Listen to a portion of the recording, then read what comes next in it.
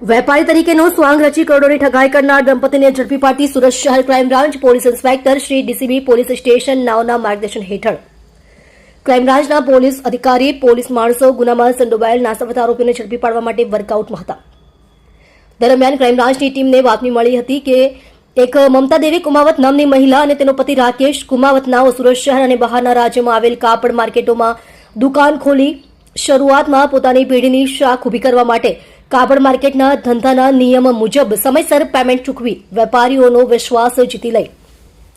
તે બાદ કરોડો રૂપિયાનો માલ ખરીદ કરી દુકાનો બંધ કરીને નાસી જઈ ચીટિંગના ગુનાઓ આચરવાની ટેવવાળા છે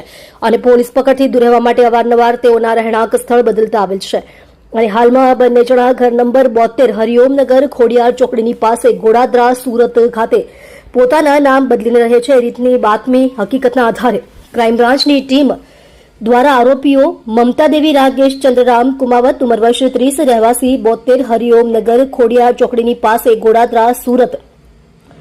રાકેશ ચંદ્રરામ કુમાવત ઉંમર વર્ષ 35 રહેવાસી એજન્નાઓને ઝડપી પાડેલ છે. મજકૂર આરોપીઓ પૈકી આરોપી મહિલા મમતા દેવી કુમાવતને પકડી પાડી કાયદેસરની કાર્યવાહી કરેલ છે તેમજ આરોપી રાકેશ ચંદ્રરામ કુમાવત નીચે મુજબના ગુનાના કામે વોન્ટેડ છે. મજકૂર દંપતીએ ઉપરોક્ત ત્રણેય ગુનાઓના કામે કુલ 2,45,04,623 નું ચીટિંગ કરેલાની હકીકત